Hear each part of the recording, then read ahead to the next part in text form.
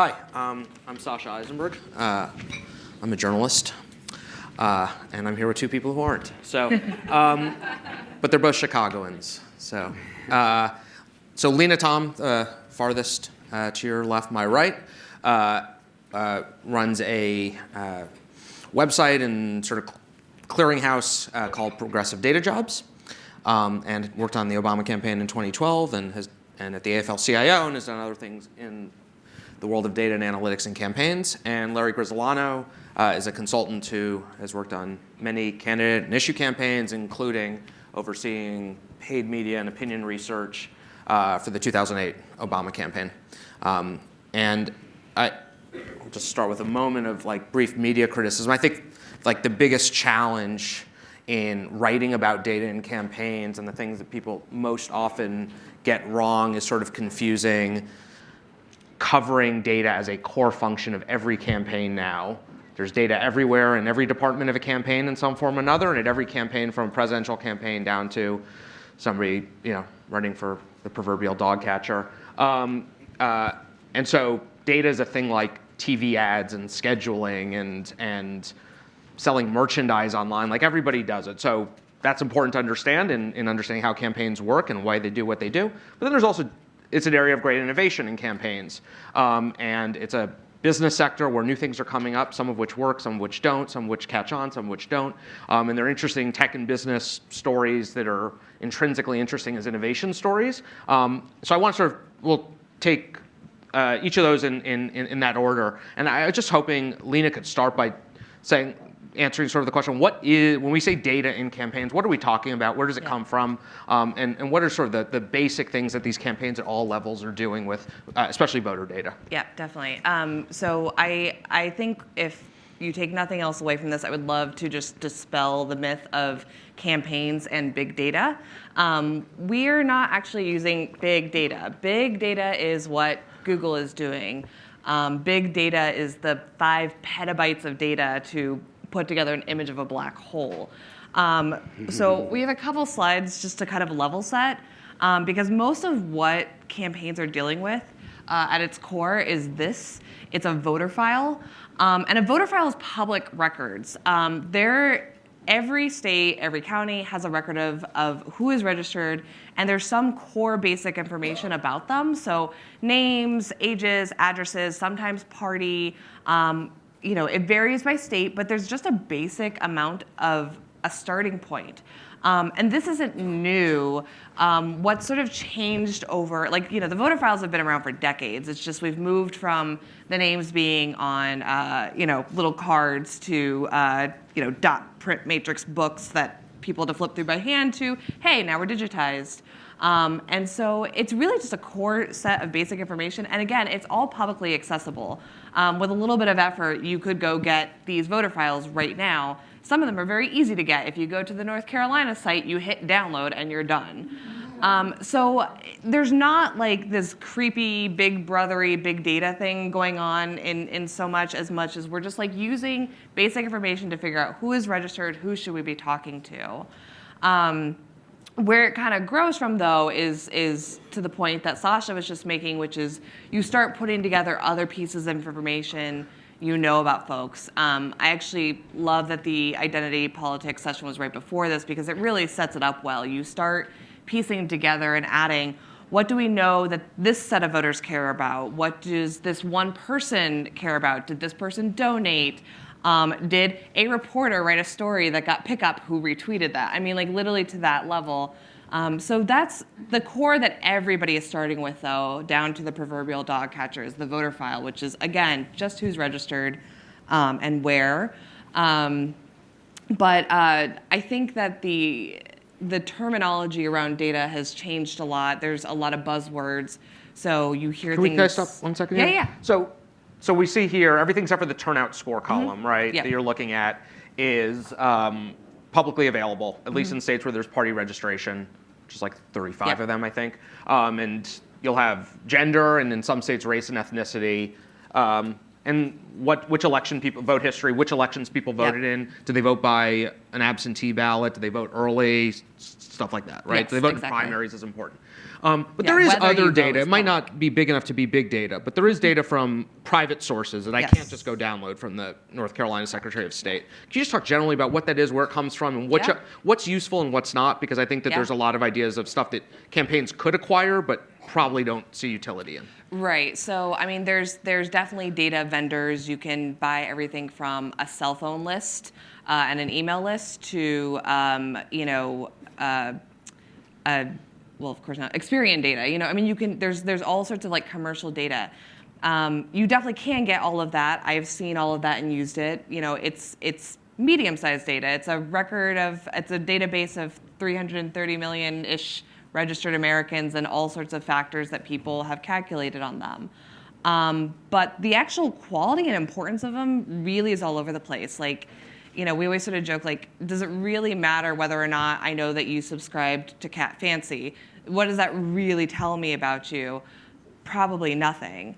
But it could be. There could be a correlation there. So I was trying to find it, and I couldn't figure out where it was, but I think it was a 2018. A reporter quoted a Republican saying that the strongest data point that correlated to support for their candidate was frequent yoga attenders. And I was just like, that's weird. I kind of think that person was maybe pulling that reporter's leg a little bit, but also it kind of makes sense because who would be a frequent yoga attender?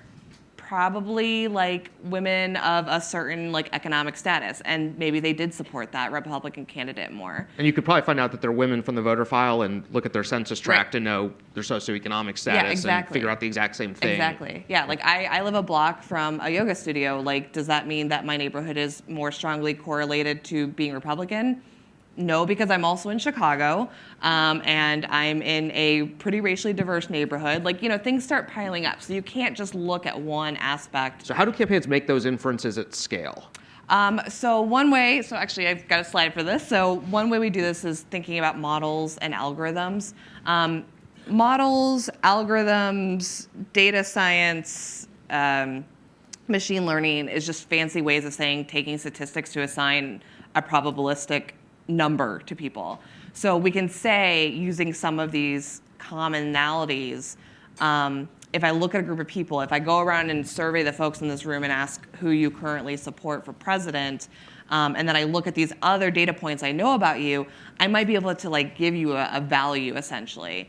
And it's tricky because, again, kind of thinking back to the identity politics, it can over-account for certain things. There can be biases built in, but hopefully the campaign is smart enough to take a look and say, okay, this helps me think about how I can maybe spend my resources. Now I know a rank order. The people at the top of this score with 100 are most likely to support me all the way down to 0. Who do I talk to and how do I decide, you know, I'm going to send mail, I'm going to do TV ads, I'm going to make all these resource decisions. And so, like, the way I think it, so these candidate support scores, and on the previous screen it said turnout scores, which would be the likelihood that you cast a ballot in a given election. Candidate support scores, 100 would be 0 to 100 probabilistic estimate that you support a given candidate. I sort of think of them as like credit rating scores for campaigns, right? And so if you think about like the history of banking in the United States, if you wanted a loan or a mortgage 70 years ago, you had to go into a bank and be like individually assessed by a loan officer who looked at your tax returns and asked your bank statements and asked you a bunch of questions and then sort of judge whether they thought you were a worthy borrower up to a certain amount. That worked fine, but it was really hard to do at large scale. When credit card companies came along and they wanted to be able to assess the whole population and decide who to give money to, they needed a way to automate that. And so they decided that FICO scores that over 800 means this and over 700 means this, and we'll never, you know, we sort of pre-author, we'll give you $10,000 if you have a credit score over 700, and if you're under X, we'll never give you a credit card. And this is sort of a way for campaigns to sort of sort through the electorate without having to look at you and say you Yeah. live near a yoga studio, but you Yeah. voted in a Republican primary. Or Well, whatever. and I think to take the credit score analogy a step further, I think, this is where when they think about how do I make these decisions, it's going to vary based on the campaign and their staff's value and understanding, because data is just reflecting our systems. So if there's a bias in the system writ large, it's also going to be in our models. What's an example of that? So, so I'm also mixed race. It's winter in Chicago, guys. So I'm really pale. But like a great example is race is really hard to get right. And because I've had access to voter files for over a decade, I can tell you that at one point I was categorized as white. Then the model got real confused and categorized me as black. Then it got confused again and went back to white. And then it finally landed on Asian. And I'm like, okay, you were like still half right. So there's no way for it to, I mean, we're getting better at this, but that's like a very oversimplification of on the voter file, which only allows for certain binaries, I'm only now cast as Asian. Now, does that actually indicate or like inform how I vote? I mean, yes, for me personally, going back to the identity politics question, that everything is identity politics, yeah, of course. But an ability for a model to detect that can be challenged. But really quickly in the credit score, because I think this is a really good point, I'm actually on the board of a credit union here in Chicago that serves underbanked people. And it's a great example because somebody, a bank like Chase, is not going to give a loan to somebody with a score under, say, 650. So 650 to 800, So that's a pretty high bar, and folks under that who systematically have suffered from the way the banking system works, like can't get a loan. So we actually work with folks that go much lower on those credit scores, and we will give them an opportunity to build up their credit, to get a loan, to get a home, all those things that we know are important to them, sort of building up to that point. And so it's just a great example of like models can be interpreted in a way that is to the end goal of in this case, the financial system. But it's sort of like, where's your starting point? Where's your value almost? So, yeah. And so, Larry, let's, from that, where does this fit into the bigger picture of campaign decision making about strategy and tactics? Mainly, I think I think of it as the second step. The first thing is you got to kind of broadly in the campaign figure out what is your strategy, what is your lane, how are you going to tell a story in the campaign? Your candidate, your opponent, the issues are kind of the storyline, the plot line. You guys can determine whether it's fiction or nonfiction. But ultimately, you've got to kind of make all those decisions first. And then you get this data to help you be incredibly efficient about how you execute on that strategy. So maybe you have a poll that says, well, once you kind of tell people who your candidate is and who the other person is, if you tell them that, just to pull an example out, that your candidate is for the death penalty, maybe 1 in 10 people will come to you who wouldn't otherwise have come to you. That's something you can learn from a poll. If you dig deeper into that poll, it might tell you that 1 in 5 Republican women over 50 will come your direction if they know that information. Well, what Lena's talking about is assigning a probability score to every single voter, one by one individually, as to what the probability that person will come to you if they learn that you're for the death penalty. So when you think about efficient use of resources, let's say you're going to send a piece of mail to every single person. If all you have in that poll is that poll, 1 in 10 are going to hit a target. So you're wasting 9 pieces of mail for every one that hits a target.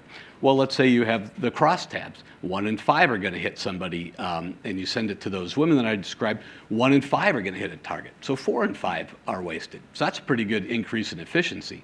Well, with Lena's data, I can say, only give me the people who are 80% likely or not. So now, 8 out of 10 people who receive that piece of mail are actually a target. So it's just a way of being much more efficient in executing a strategy. Or the other way around, right? Like I have a budget to communicate with 50,000 people through mail on the death penalty. Who are the 50,000 who are most likely to be to think about it exactly. from the supply side? Yeah. Precisely. So what it's really doing is helping you be efficient. And that's one example. Another example is, let's say you're doing TV buys and there's 3 markets in your state.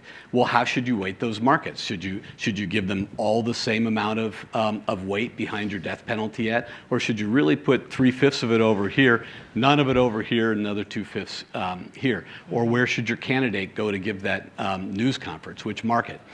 So these are the ways that we figure out how to deploy limited resources. And in practical terms, I mean, you've been in a competitive Democratic presidential primary a decade ago. You've done a general election where you haven't had to worry about a primary. In terms of the types of questions that the 20 Democrats are going to be dealing with over the next year, and then like, where is this stuff going to be most practically useful in the sort of implementation of campaign tactics day to day if people are trying to think about the stories they'll be writing? And how is that different than a general election? Yeah, well, but let's break down the Yeah. primary first. In Iowa, every candidate will be speaking, if not in person, certainly through the proxy of their staff, to every single person who's likely to vote. There's the efficiency kind of measure matters less because they are so intensely focused on the entire electorate that they're going to talk to everybody. Now, over time, people are going to have their lanes and they're going to start to focus. But this is a really broad thing. Let's say now you go past the early states. Now you're into a place like California. Now you got to say, oh my God, how am I going to be able to afford to talk to 20 million people? I got to be really efficient in figuring out where my lane is. So maybe on the candidate support score that Lena was talking, for instance, I find out if I'm, Bernie Sanders, that there's this group of people here that's highly likely to be for me. Maybe, for instance, the San Francisco media market, but in the LA market, I'm less likely to find support. Well, I probably have money better spent stoking my support in San Francisco than going to an expensive place like LA. And those are the kinds of decisions that people are going to make, and this is going to help inform it. And so, in terms of the structure of these campaigns that folks will be covering, what Yeah. do the jobs look like? What are they called? Who's doing them? Where do they sort of fit into the campaign hierarchy? And how does it differ from campaign to campaign? Can you tell I was planning to talk about these things? So I think, I think the campaigns when it comes, in general, and I think to Larry's point, like campaigns are really a battle of the margins. Like there's small points. Like I think people think like from poll to poll, oh, it swung 10 points. That's really not what's happening. There's something statistically weird happening. So again, it's sort of how the campaigns value them, and I don't think that there's any common norms, but we're seeing more campaigns themselves are, thinking about the Democrats. I know at least 5 or 6 of them are actively hiring or have hired data and analytics people already. And how exactly they shape and which consultants they bring in will change. And the skills are evolving. What I mean by that is, we were talking about machine learning and all those kinds of things. The technical skills are definitely evolving. But it's still very much a plane, being built as we fly it. I mean, in 2008, when I had my first data job, it wasn't called data. I was like a deputy voter file manager or something. So even just that has evolved. But Can you talk very briefly the difference between hiring staff to do this and hiring a consulting firm? I think again, it's just kind of a value decision and a strategy decision ultimately on the campaign's parts. But and there will also be outside of the candidate campaigns themselves, there will be plenty of other organizations doing lots of work supporting their candidates. So other democratically oriented and Republican oriented groups will do that kind of work. And so some will decide to bring it all in-house, and they'll have things like what I'm listing here, data managers, analysts. They'll bring it in-house. They'll decide it's more cost efficient to bring it in-house. Others will say, no, we just need these specific things, so maybe we bring in consultants. I've seen it go both ways. I'm very biased, and I think bringing it in-house probably makes more sense and is probably more cost efficient. Do we know now which campaigns seem to be following that route, at least among the Democratic candidates? Yeah, I mean, of the ones that are declared, I mean, Harris and Warren for sure. Are building internal. Building Harris, Warren, not Biden, said Bernie, Sanders, definitely all have public job postings that they're hiring, and a few others have said to me that they are likely hiring in the near future. So, Do we know some that plan on relying on outside consultants? So some, that I don't know as much. It's a great question. People, I think that actually that's a really good strategic question that sometimes, and I think with any of these people actually, this is a really good important flag for reporters, is that most of these folks are just not going to talk to you. It is very much as a data and analyst and tech person, you are taught, that man over there has taught me, you do not talk to reporters. So like I'm fighting my natural instinct that says I want to run off this stage. But like they're not going to talk to you. They're going to be hidden from you. We were in 2012 in the building not too far from here. The data team was not in the mythical analytics cave. We were actually out in the open area, and like you can see us in the back of videos, but we were not allowed to have a sign up. We weren't allowed to tell anybody we were there. Sometimes if a reporter would come in, we're like, you got to go somewhere else. You can't be out here. So, the idea of like why I would also maybe bring in a consultant is also just make that even harder for outside people to see what's happening, because they don't have to disclose information in the same way. So Larry, so if journalists aren't talking to data managers, analysts, folks who are actually getting their hands dirty every day with data and modeling, if they were talking to the campaign manager, to strategists, to pollsters, to people who are doing media and comm stuff, what are the questions that journalists should be asking people who are thinking in more strategic terms about the campaign that will help them understand or make sense of what the campaign is, how the campaign is using data to inform their decisions? Sure. A couple of things. I think that I would say there's kind of three categories of things. The first is the polling. And we see a lot. Usually when a campaign's sharing polling information with you, it's for a reason. And I think that the key thing is to kind of try and contextualize where that data actually fits into what's going on in the race, so you don't have to take their word for it as to what the importance of that information is. And largely, when we look at polling, we're trying to figure out what is that story we're trying to tell. How does that a finding about, for instance, how people feel about an issue means something very different to one campaign than it means to another campaign. And so how does the entire storyline fit together so you can contextualize that, that bit of polling information, and you can sort of make a determination. And what are practical things to ask or look for that get to? So when you think about the story, it's a synthesis of a bunch of things. What is our theory of, what is the campaign's theory of where their candidate fits in, what their strengths are, and then how they contrast or differ from another candidate or the rest of the field, and third, how they interpret what's going on in the kind of broader electorate that they're trying to appeal to. So as a very a practical example, let's take Senator Warren. She's got a really clear sort of message lane that she's laid out. The system's rigged.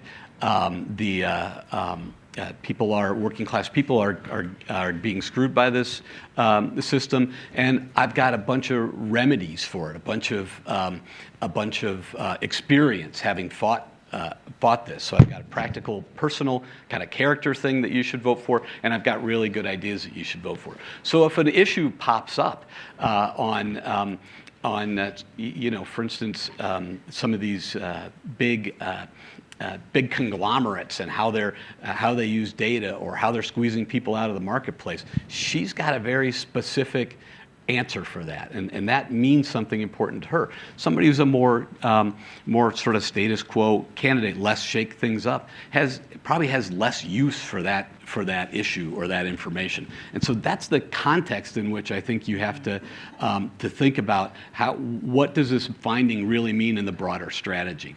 The second thing is, I think when we look at the horse race information, every candidate, especially in a multi-candidate primary, every candidate has in their own strategy, either they've thought about it or it's implicit in what they're trying to do, there's a vote scenario. They need a certain number of people from the eastern part of the state or the western part of the state, or a certain number of African Americans or Latinos, or they have a kind of composition of the electorate that their message needs to put together its winning coalition. So any little bit of polling data is different for candidate A than candidate B, and where that fits into their vote strategy. And I'll just give you a quick example of this. I remember one time, one of those really, I thought, most insightful questions I got. I was involved in Governor Davis's recall. Somebody asked me, there was a big poll that came out, and there was none of this was, some of the details were kind of written in the fine print of the LA Times poll, but none of it was really kind of focused on by the media. And somebody asked me, what percentage of union voters do you need to win in order to win this election? And which is precisely the question to ask. In your mind, as you think of the context of this race, what does that number have to be? And I remember this because it happened to be a situation where it was a question I didn't want to answer. Our number wasn't quite where we'd hoped it would be. But that's the ways I kind of try and contextualize these things and really think about the data that they're giving you. How's it fit into something? And so, Lena, one of the reasons that campaigns can say, here's a group of people who will never interact with the media, is that most of the data that they're working with is proprietary, and journalists don't have a way of looking at it. That said, as you mentioned, some voter files are publicly available. There's stuff like Google Trends that obviously financial disclosure stuff is out there.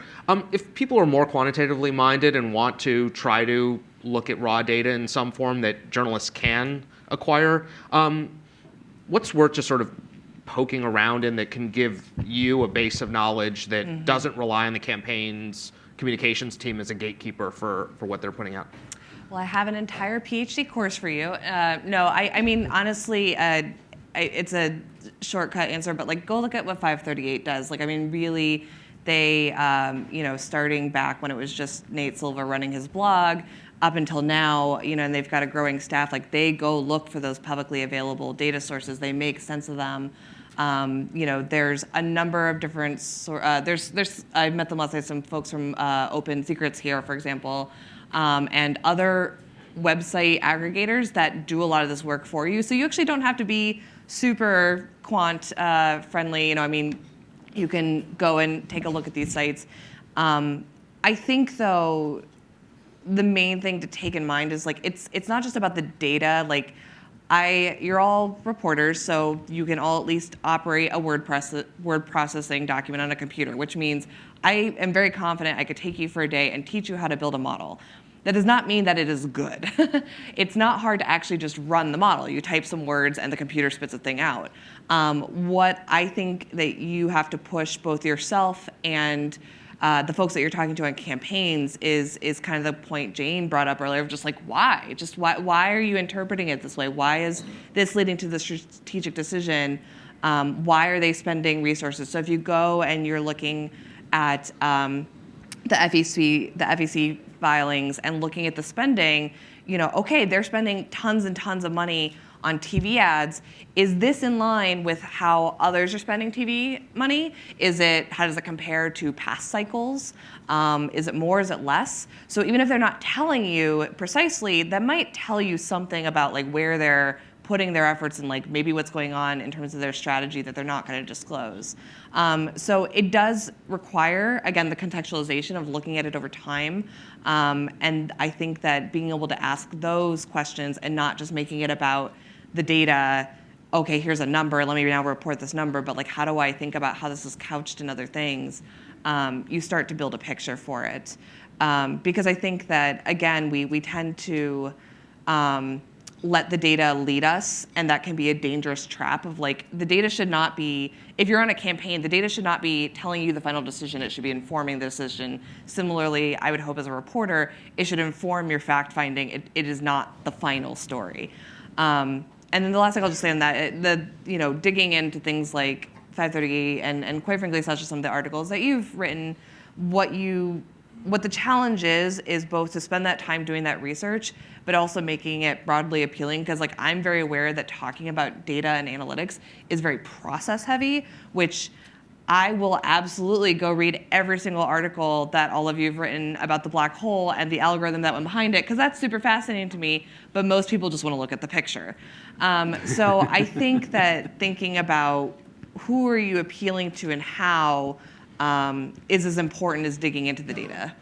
So let's move to sort of talking about this through an innovation lens, like for people who are intrinsically interested in what people are doing with data. I want to first ask each of you for what you think is sort of new and exciting and novel in this cycle for people who do want to sort of approach this from a tech or business angle and figure out what's the cutting edge. And then I'm going to ask you afterwards for something that you think is sort of overhyped or not to get distracted by. But Larry, what's going to happen in 2020 that is sort of on the frontier of what campaigns are doing technically?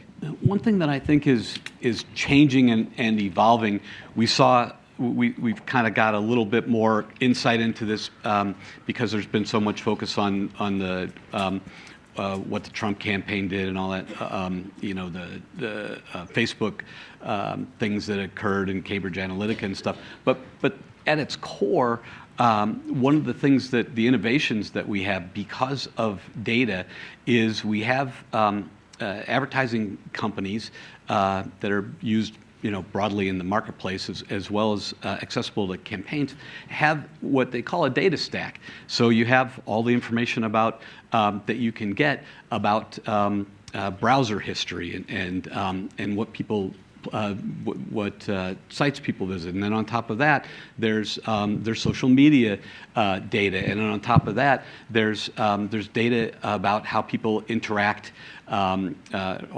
searches, and on top of that, there's the kind of demographic data that we have on everybody, and on top of that, there's the political data that Lena was talking about. So these ad companies, and this is all the, you see this sort of described in the literature that there's questions about concerns about privacy and who's collecting what and all that. And those are legitimate questions. But as it stands right now, they're in the commercial advertising world, they churn all this data, and this is what Lena was talking about, the difference between big data, which is what this is, and kind of the medium data that we do for typical campaigns. In the big data, people are learning how to take their target sets and churn out dozens and dozens and dozens of different pieces of creative that are more tailored to individual audiences and individual recipients. It's something we haven't done as much in campaigns. I actually think the Republicans are a little bit ahead of us, of Democrats, on this. But there is this kind of, I think this is what you're going to see more of as time goes by, this ability to kind of use these big, huge data sets to really refine for maybe there's subtle differences in creative that people are going to be delivered online. And this is one of the things that I'm trying to keep up with as an old media old guy, because I think this is where we're going to see the most innovation. As a practical matter, Larry, what's the difference between what campaigns, let's talk about like well-funded presidential campaigns, are doing versus consumer marketers or corporate? Like, I mean, in terms of a data stack, like 9 months from now, what will the Warren campaign be doing that's different than what Procter & Gamble is doing? The most important thing is, and this is not going to change, you know this from your own online activity, right? If you want to buy a washer and dryer, you're going to type in to Google, please tell me what the best washer and dryer is, right? And you're going to read the reviews. And then for the next 3 or 4 weeks, you're going to, every time you open up the New York Times or the CNN website, you're going to see washer and dryer ads, right? So the very best way to advertise to people in the consumer world is to go after people who have exposed that they have an interest in something. In campaigns, for broadly dealing with the electorate, especially in general elections, our most important targets are people who are not seeking information. In fact, they're generally kind of avoiding political information. So we don't get to use that, the most powerful tool on the commercial side, because we're sort of targeting the behavior that doesn't exist. What people are going to have within their campaigns is what Lena has described, these kind of voter files and data sets that are largely political. They can access and purchase if they identify a need or an opportunity, access to these bigger things through ad agencies that they probably are going to do on a kind of as needed basis. Lena, what are you sort of excited about, or? I would say mine's a little more aspirational, and I hope that this grows. And it's actually, I would simply call it like a more ethical use of data and analytics. I sort of alluded to it that like there's biases in data, and they reflect our inherent biases in our culture. And so, I mean, just to give a specific example, this isn't some trade secret. So whatever, every campaign's going to build their own turnout model. So again, trying to predict the probability of like how likely someone is to vote. The biggest predictor of whether you're going to vote is whether you've voted before.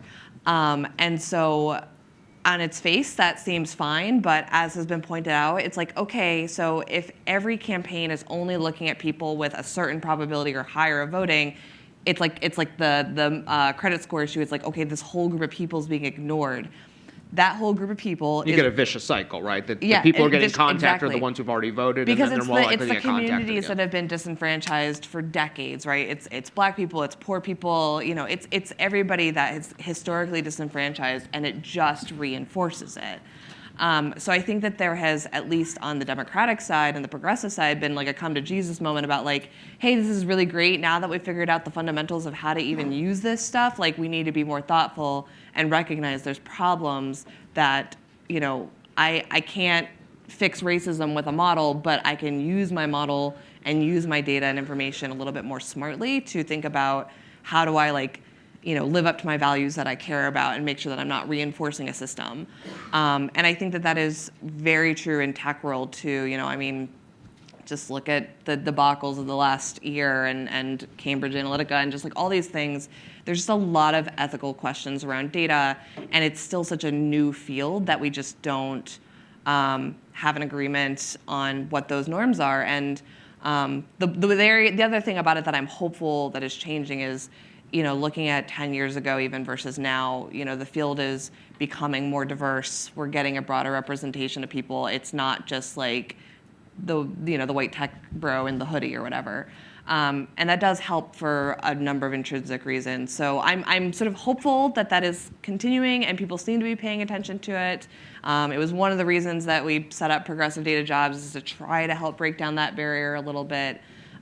So I think people are paying more attention now. So a lot of the Silicon Valley controversies have been about privacy in some form or another, right? Yeah. Are there questions that journalists should be asking campaigns? I mean, on one hand, as you started with, there's a tremendous amount of publicly available information. It's been publicly available since the 19th century if you knew how to go find it in the United States. There's a reason people have called you during dinner to ask you if you plan to vote for decades. Like, that's not new. On the other hand, there's a lot of new sensitivity on the part of consumers and citizens about what advertisers, marketers know. Are there questions that journalists should ask campaigns about the norms or practices that they have that are useful? Yeah, absolutely. I mean, I think it is worth asking, about like their tech stack. So like, what are your security processes? Like everything from, do you have two-factor on your emails to for their staff, for their staff? Like, do you have two-factor? Do you have things that should be basic security steps at this point, all the way to like, where are you putting all that voter file data? Because while yes, it is publicly available, you also don't want one of the hacker groups to go just grab it all and post it online, because you're like, that's not really fair to voters. Like, there's a difference between, yes, it's publicly available information, and here's a reasonable expectation of like, I'm going to protect your information and make sure that those auto dialers that are scams aren't just like using the data set you gathered to now spam everybody. So I think that like asking them like really basic, like what are your security steps? What are you making sure we tend to think about physical security of like the candidate. Well, the candidate's got, security around them. It's like, okay, well, what's the digital firewall, the digital field around your campaign? Because I do think that campaigns have a responsibility to protect that.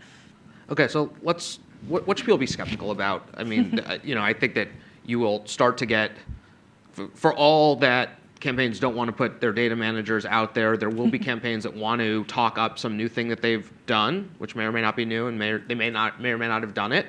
And then there'll also be a lot of private sector consulting firms, people who develop some new app, who are sending you press releases and trying to convince you that they have invented the new way to magically create votes out of the ether. So what's either not right, or you think there's too much hype about, and people should just be skeptical if they start hearing this?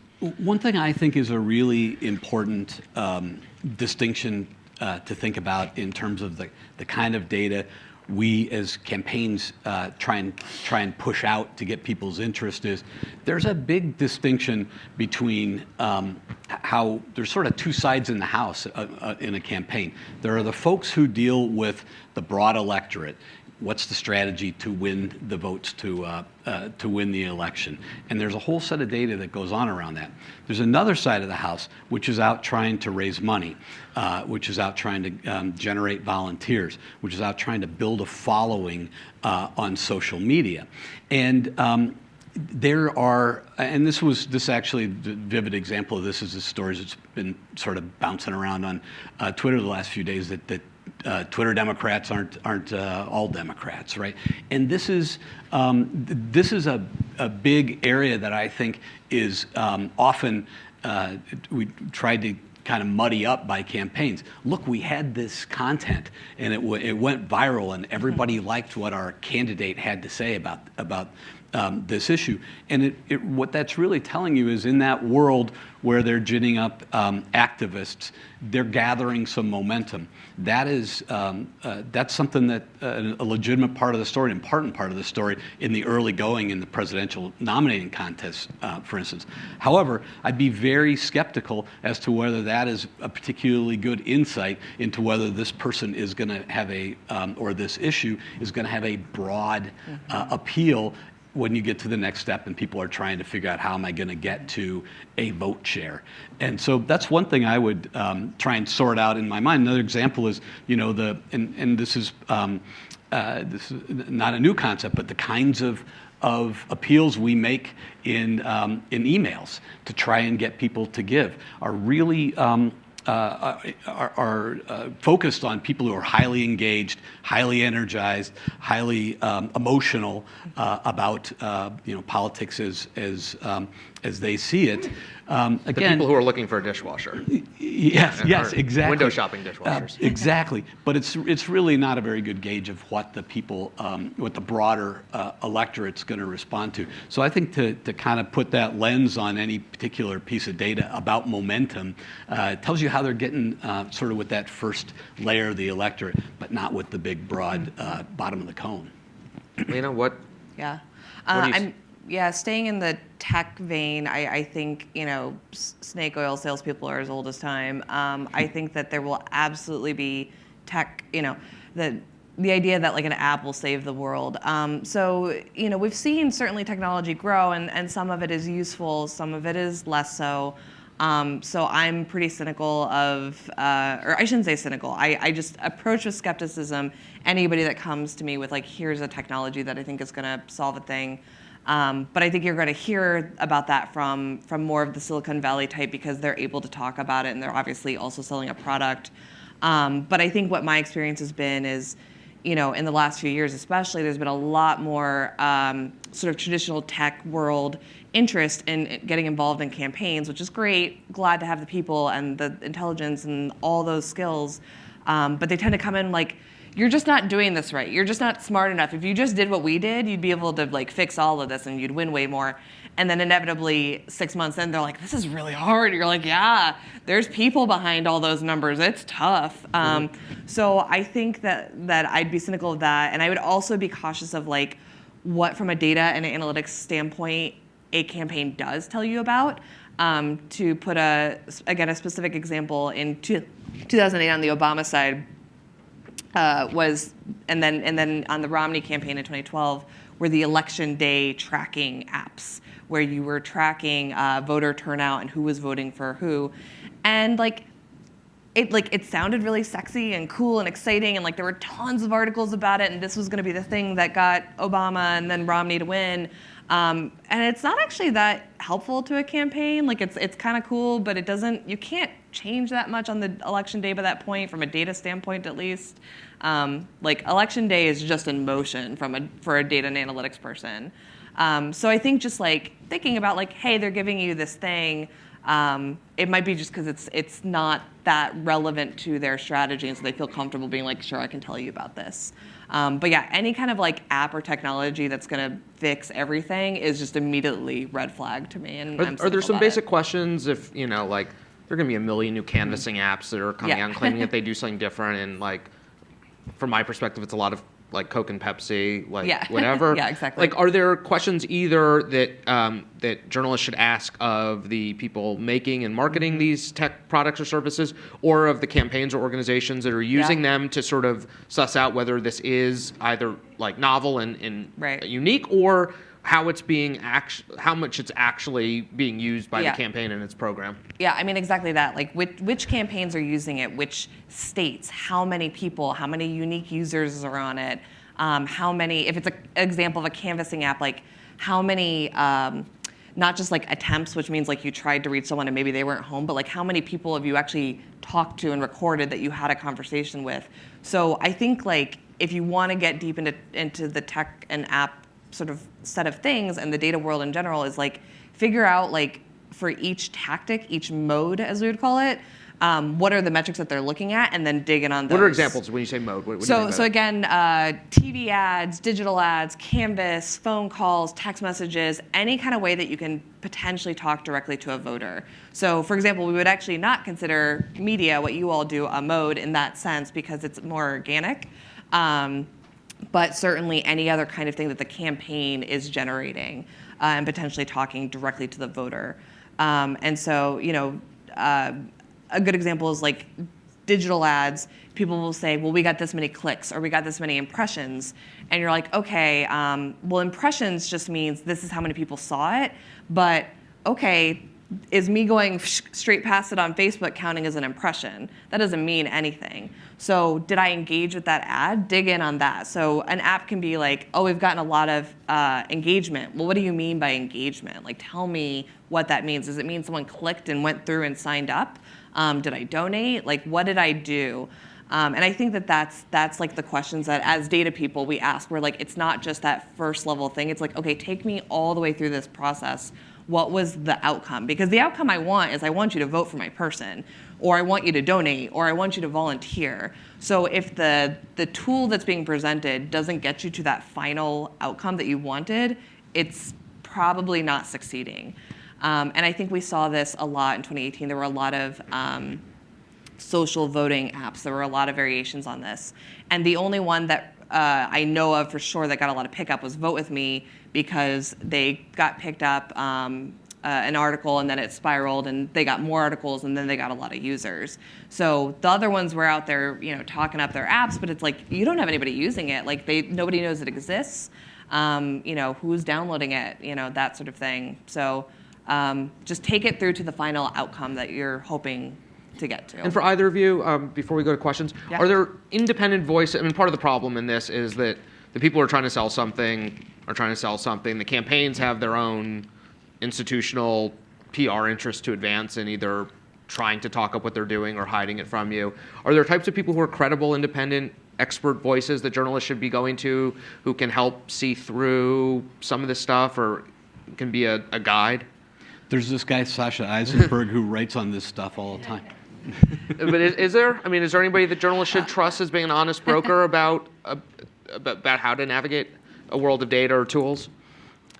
But it is a well-covered topic. I mean, there's a lot of information out there about how we do it, and there are people who write about this at a high level. And I think there's a lot of academics who are doing extensive research on it. U Chicago for sure. It's the Harris School as well as the IOP. But there's well-known academics at many places that do deep research on this and really know it pretty inside and out, and are probably more willing to talk to you. So let's line up for questions. Sasha, while they're doing that, Yeah. this world, the world of data is sort of opaque from the outside, and their job is to sort of unmask as much as they can and understand it.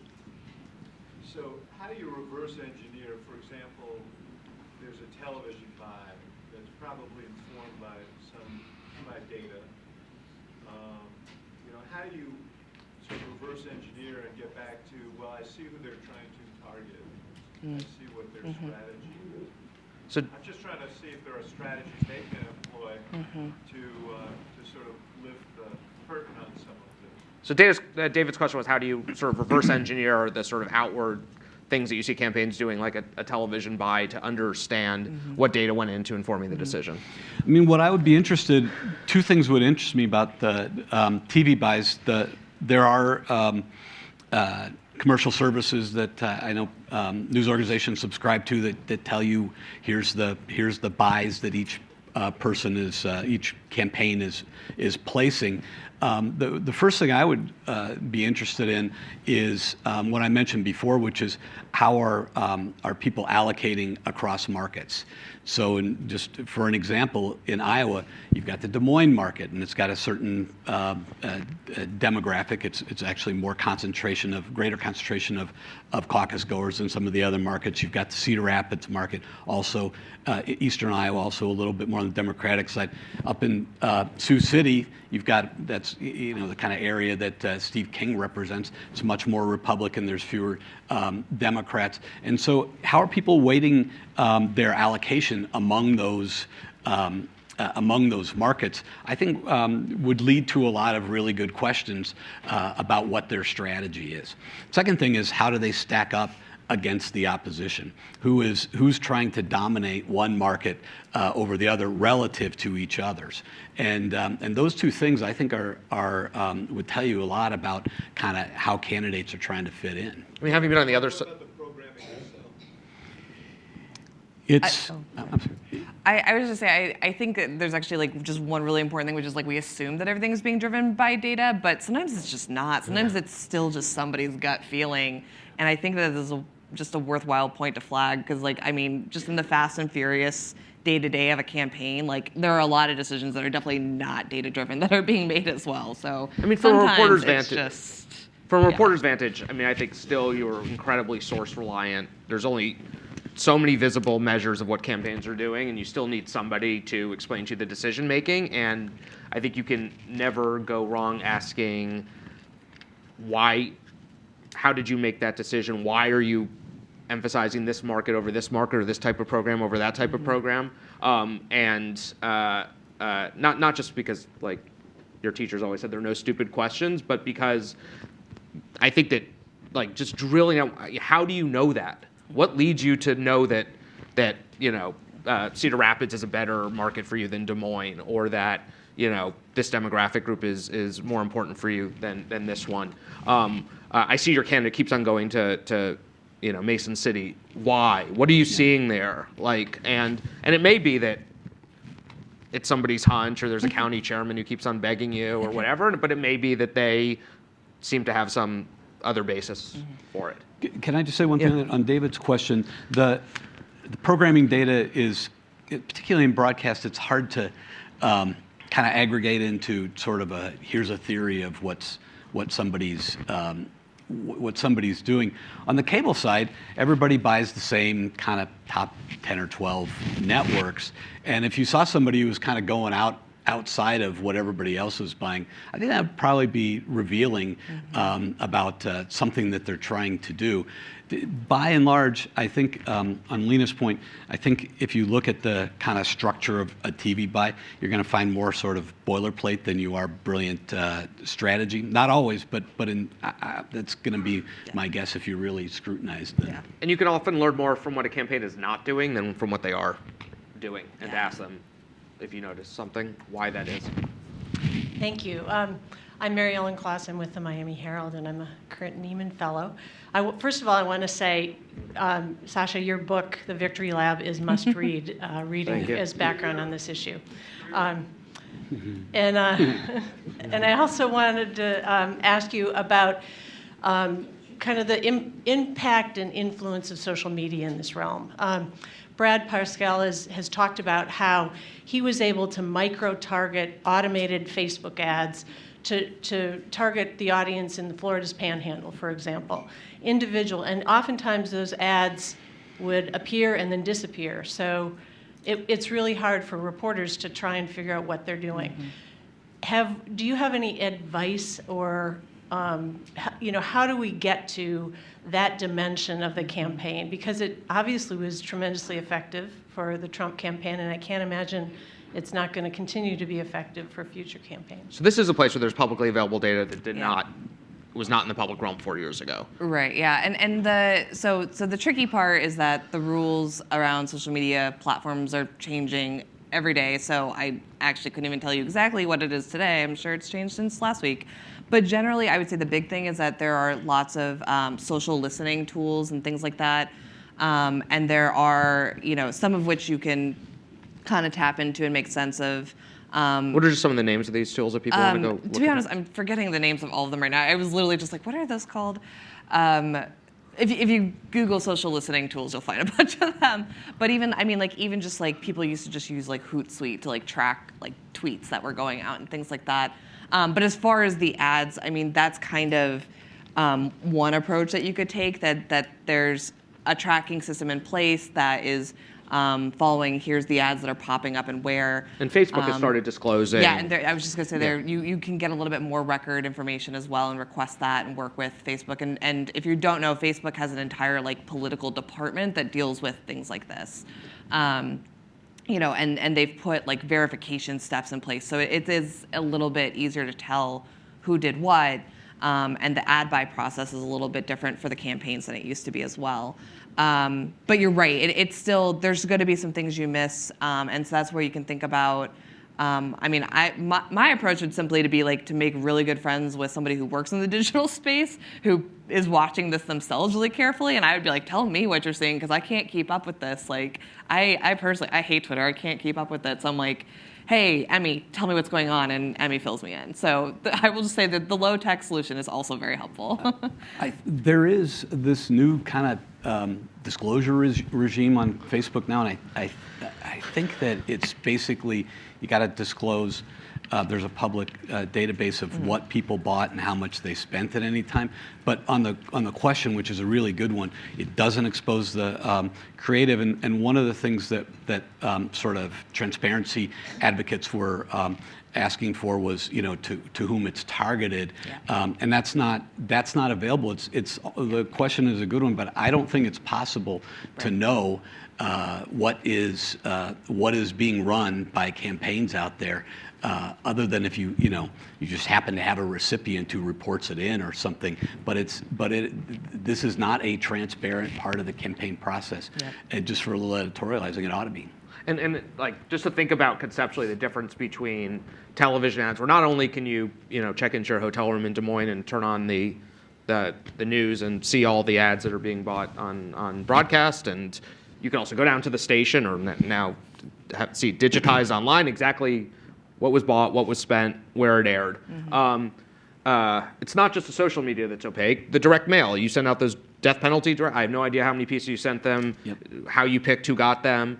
Did you send them one piece? Did you send them 5 pieces? Was it positive? Was it negative? I have no idea. And if you go to a FEC disclosure report, maybe you could see how much money total went to a direct mail vendor, but you don't know how much of that was for printing and how much of that was for postage and how much of that was for design and how much that was profit. So I think the big challenge for journalists is to realize there's stuff we're never going to know, and to, we could write with great authority about what TV campaigns look like. We will not anytime soon be able to write with that level of authority and certainty about a lot of other aspects of a campaign, and to figure out how on your network and your paper you write about uncertainty, because newspapers are really bad at writing about uncertainty, and we tend just not to write about the stuff if we say some version of maybe. It appears that the campaign is aiming social media messages towards the voters in the Florida Panhandle. Things posted online suggest that they are emphasizing Second Amendment messages, but it's unclear how much has been spent on it or which voters exactly they're targeting. That may be the best sentence you can write on that, and yet I know that is a sentence that is going to get killed by a copy desk or ensure that your story goes on 823 instead of page 1. And so I think that there just needs to be a conversation about people who cover the Pentagon have figured out that we don't really know how drones target stuff, but the solution to that is not, we don't write about drone warfare. We say we think a wedding in Yemen got blown up and it appears between 60 and 80 people died, and we don't know how the Pentagon decided to do that. But we have to, because how else do you cover this thing that's opaque to us? Steve Contorno with Tampa Bay Times. It seems like every campaign I've covered over the last 10 years, the victor says they had the smartest digital strategy in the world, and the loser, you get the finger pointing of who messed up on the back end. So I'm wondering, how much does it actually help? Are we talking on, is a good strategy helping on the margins, or is it a bad strategy hurts more than a good strategy helps? And as we look at this huge 2016 Democratic field, is a really good strategy enough to help a middle-of-the-pack, bottom-tier candidate overcome their deficiencies as a candidate and move into that upper tier? Mm-hmm. Great question. So I think I would share two things on this. One is, remember that distinction between those things that you do to gin up activists and donors and stuff like that can be very, very important to have an online strategy can make a huge difference in that. It's just so much more productive to organize people and activate them online than it is through other methods, although those are still important. When you get to voters, there's a difference between a presidential campaign where people are really taking in a lot of information and there's a lot of information out there versus somebody who runs for Congress or for a local office. And typically in a lot of non-presidential races, they never get to the scale in the sort of digital space, in the social media space, where they're actually moving significant votes. There's not enough reach. There's not enough people who are exposed to that information. On the presidential side, it's very different. You can see where, just as a simple example, everybody's aware of. There's Buttigieg has had this big lift lately, and a lot of that is driven by as he does interviews, people respond big. They're doing it on social media. They're sharing that information. It's if you looked at the social listening tools that Lena was talking about, you'd see big spikes in all these people talking about him, and it's actually. Had reached the scale where it's lifting his poll numbers into double digits from literally not even being mentioned. So those two things those are very unique kind of races. I'd be skeptical with the normal kind of non-presidential race whether a digital strategy actually gets to the scale that's going to move big numbers. Yeah, just really quick though, I think just one quick distinction is also really important. There's the sort of organic, which is the Buttigieg thing happening, versus the actual content that the campaign is putting out. The content the campaign is putting out is probably an effect around the margins, but it's really what is happening with him, or I'm thinking more recently here in Chicago with our runoff, the way that Lori Lightfoot took off among social media, that's different, and that's sort of something that the campaign can set up their candidate, and no amount of digital ads can overcome in a problematic or boring candidate. There is something organic then that happens, and that's a little bit different. Yeah, that wasn't a tactical triumph. Right. Yeah. It was just hey, this happened. Cool. Let's capitalize on it. I was hoping you guys could You want to introduce yourself? Oh, my name's Ali. I'm a student at the University of Chicago involved with the Institute of Politics. I was hoping you guys could talk a little bit about the way that these prediction models are constructed and how consistent these variables are over time. Is a model that's constructed now still going to be accurate 6 months or a year from now? And if not, how are campaigns recalibrating their tools? Is it sort of an ongoing process, or is it in response to changes in current events? I love this conversation. We can talk more later too. I'll try to give a top level answer to that. So yes, the models are absolutely changing. To use the turnout model again as an example, I said that the biggest previous predictor is whether you voted before. So we just had an election here in Chicago. It was very low turnout, unfortunately. And so whether or not you voted in this election is going to tell people 4 years down the line a lot about what they're going to vote like in the future. So for example, talking about getting mail, I got a massive stack of mail at home from this election, and it was all persuasion. I didn't get a single piece of mail reminding me to actually vote, because they're like, she's going to vote. Like, we just got to convince her who to vote for. And that should hopefully be informed by new data coming in over time. So both the static information of like previous elections, but new survey data that the campaigns are running. So, I mean, in 2012 on the Obama campaign, like surveys were running pretty much all the time. Can you go back to the slide that you had that just showed the model flow? Yeah, so that first step of like surveying people and just asking people like, where are you on the candidate? That can keep feeding into that information. We can, maybe like we got better geographic data, and so like our assessment of rural, urban, suburban is a little bit better. Like hopefully you're using census level data. So there's variables that are changing, and there's others that are more static.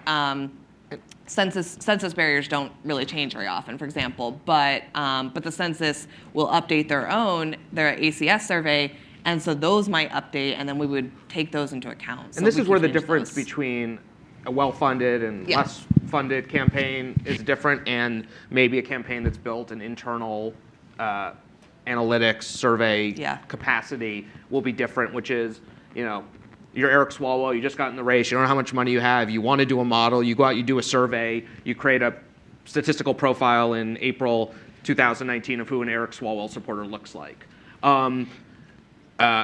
You hope that the profile of an Eric Swalwell supporter is going to change over the next 9 months. It had better for him, right? Do you have the money in August to go back and survey people in Iowa again, now that they know more about your candidate, to say, hey, is the interaction of these variables that predict the likelihood that you support Eric Swalwell changing? And so so there'll be, and then the other thing which isn't really mentioned here is campaigns are getting information from the contacts that they do when they knock on your door, when they call you. And so campaigns that are having more interactions in the field with voters are going to have more data come back that can inform their predictions about the people they haven't talked to. Yeah, because like in a non-presidential year where a candidate doesn't have the money to build their own model, there are models they can basically buy that are almost like out of box, that are just Democrat versus Republican. And it's not perfect, and it won't change as often, it won't get updated as much because they don't have the resources to do it, but it still gets you a pretty good chunk of the way. Or maybe issues, right? Pro-choice, pro-life, right? Things are pretty stable and not candidate-specific. Yeah. My name is Beatrice Peterson. I'm with ABC News. My question is actually about millennials.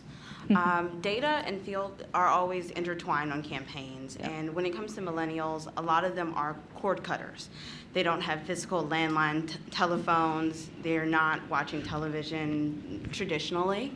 My question is just when it comes to outreach and reaching out to them, especially when you have millennials who live in urban communities, who live in apartments.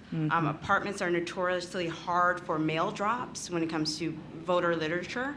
I'm just curious, moving forward as we reach into 2020, ways that you guys are targeting millennial voters and some of the challenges you expect to face. Yeah. Do you want to go first? Larry? Sure.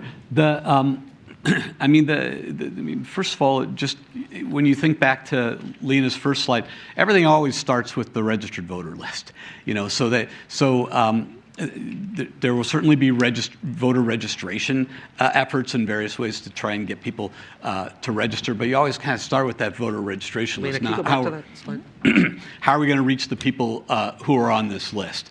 And I'll tell you something that was interesting and counterintuitive. We did some focus groups in the Obama campaign in 2012, and we were asking people, sort of your question, what is, and it was with millennials, where are you going to get your information? What if, and same thing, they were kind of like TV, no.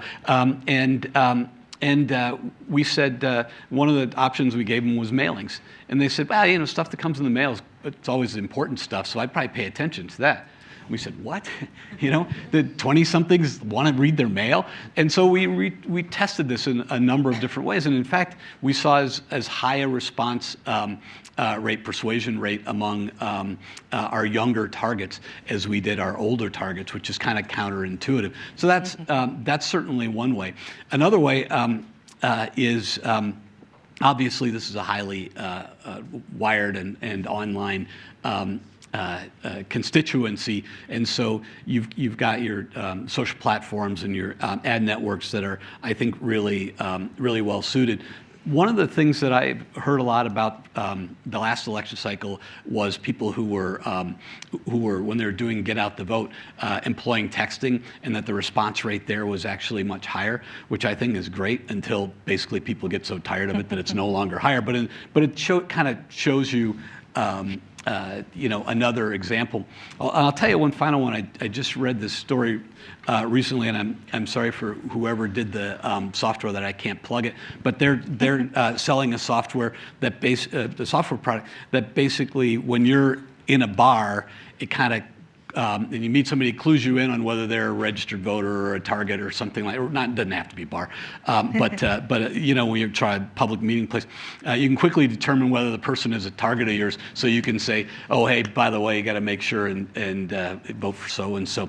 Those are some of the examples of kind of how I think we could still go after folks. One thing I would point out, so on the text messaging, this is one reason that campaigns do a lot of things to get people to just give their cell phone numbers.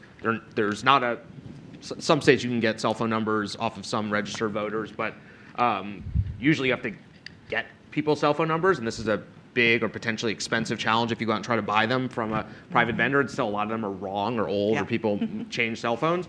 So this is why if you've watched candidates, you've been to candidates announcement rallies, there's a lot of text, Amy to 76544 or whatever at Klobuchar's rally, just so that they can have a cell phone, a live cell phone number that they know is connected to somebody who right now identify them. And one small thing you can do, you're not going to get direct mail if you're not, that's getting sent to Iowa voters if you're not registered in Iowa, but you can go and sign up for their text message alerts, for obviously all of their email fundraising. I don't think there's any law against telling them that your zip code is the hotel you're staying at that night. And you might get some sense of what campaigns are doing to recruit volunteers. And that is a useful thing to at least get some sense of what's coming out from campaigns, that they're not volunteering to reporters. One more question? Hi, I'm Alex Tin, working for CBS. You may remember that in 2017, Hillary Clinton came out and she said, the party data operation that she inherited was, quote, mediocre, I think was her term. I'm curious if that criticism surprised you, and looking ahead at the general, where you see the Democrats playing catch up to the Republicans. I don't want to answer this one. I think,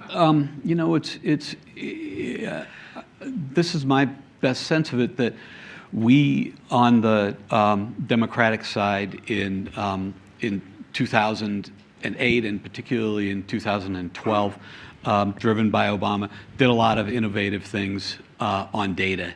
And you'll remember when Reince Priebus was the RNC chair, he said, we are going to have they are kicking our ass. We're going to have a Manhattan Project to build a data operation. And they have had a really sustained, expensive, and I think strong focus on this. And the Republicans, I think, have a very, very strong data capability. I don't think the Democrats, I don't know if I would say mediocre, but I don't think we've had the kind of resourcing behind new innovations and continuing to build sort of between presidential elections that the Republicans have, and I think that has given them some edge on this sort of tech and data capacity. And I'll just say one big storyline I think you all should be paying attention to over the next years, and it's manifest in data, but also in fundraising and all sorts of organizational questions, is the big difference between being a presidential reelection campaign that controls a party organization, Yes. both in this case the RNC and often state parties, and being out of power and having a DNC that is, whose task it is to build an operation that somebody can inherit next summer, but not knowing who that is and not necessarily knowing what they want their organization to look like when they take it over next July or August or whenever it is. I want to thank Lena and Larry for joining us. You get a little break, but don't go too far. There's a panel on paid and digital media next. Thank you.